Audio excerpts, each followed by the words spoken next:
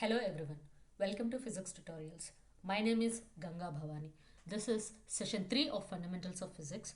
In this session, we are going to learn Introduction to Units and Measurements, International System of Units, and Conversion of Units into other measurements. Before going to give the introduction to units and measurements, I want to define a word quantity. Quantity is a property that can exist as a magnitude or multitude. Quantity can be compared in terms of more, less, or equal, means more quantity, less quantity, or equal quantity, or by assigning a numerical value in terms of a unit of measurement. Let me give an example. Let's say we have 5 apples with us. So here the number 5 is a numerical value which we have assigned to represent the quantity of apples. Let me define the term unit.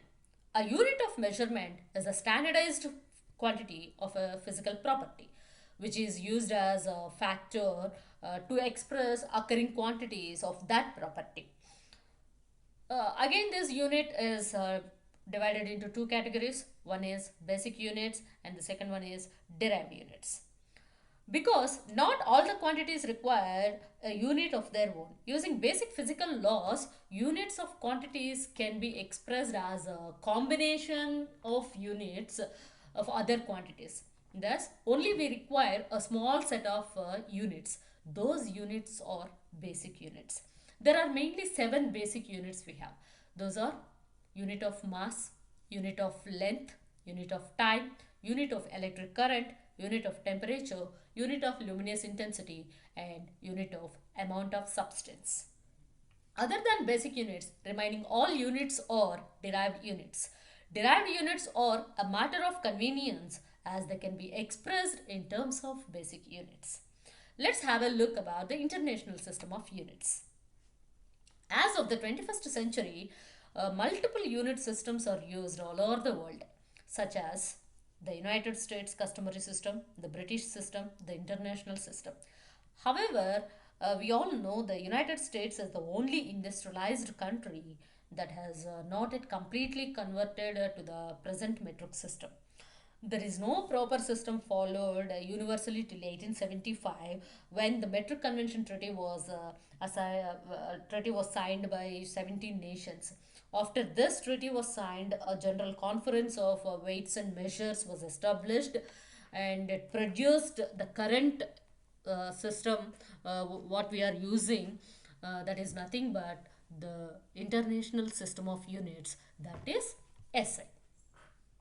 And there are mainly two important features to this modern system, that is standardization and universally recognized size. Means each unit has universally recognized size. So all system of units are based on arbitrary unit values formalized as standards.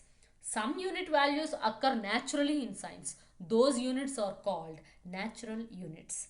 Like natural units, atomic units which are used in atomic physics are also a convenient system of units of measurement. Now let's see how to represent a physical quantity. So to represent a physical quantity in a mathematical equation, we need to follow some rules.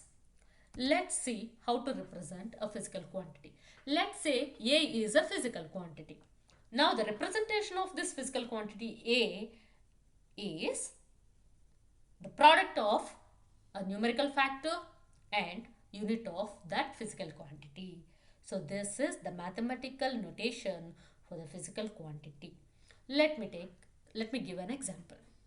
We have 2 apples with us.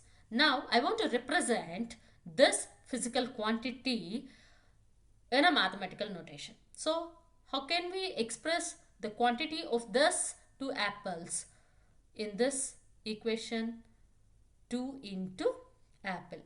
So the representation of apple in bracket like this, it notates unit of physical quantity. And 2 is the numerical value which we have assigned to represent the physical quantity, that is apples. There are certain rules that have to be used when dealing with units. Those are: number 1, tract units algebraically. Means When a unit is divided by itself, the division yields a unitless one. When two different units are multiplied or divided, the result is a new unit, referred to by the combination of the units. Let me give an example. For example, let's say speed s equals to 40 meter per second. So the dimensional analysis of this 40 meter per second is equals to 40 meter by second, means meter per second. So this is the dimensional analysis to represent these units. And also a unit can be multiplied by itself, creating a unit with an exponent. So we can also represent this notation as meter second inverse. Okay, let's go and have a look about the second rule. Some units have special names.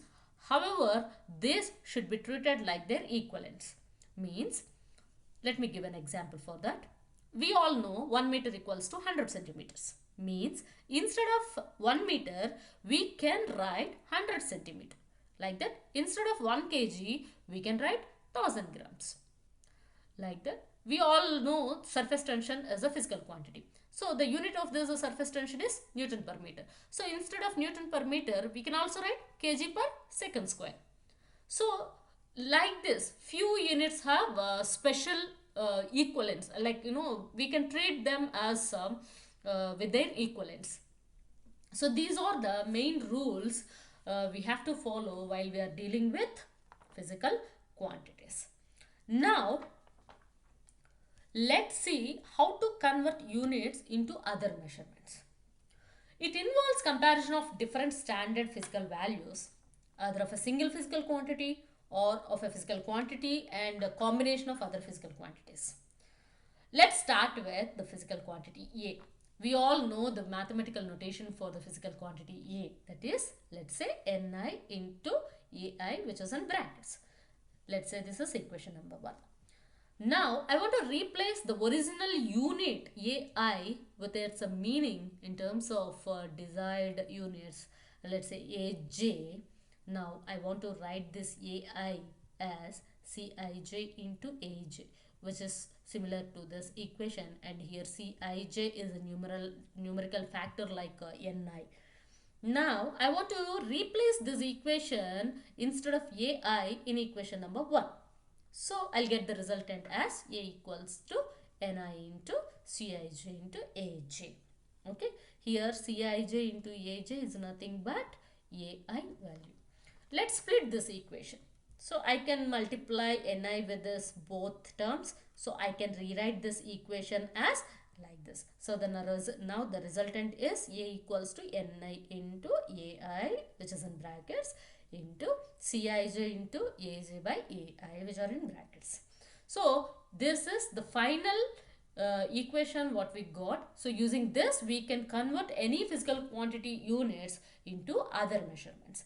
Let us take an example to convert the units of a physical quantity into other measurements.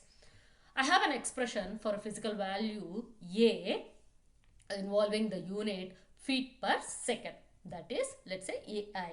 And I want to convert it in terms of miles per hour. That is AJ.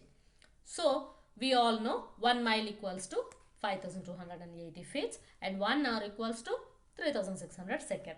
So, if we substitute these numerical values in the equation number 3, what we have seen in previously this equation number 3, so we will get the resultant like this. Means we have converted feet per second into miles per hour.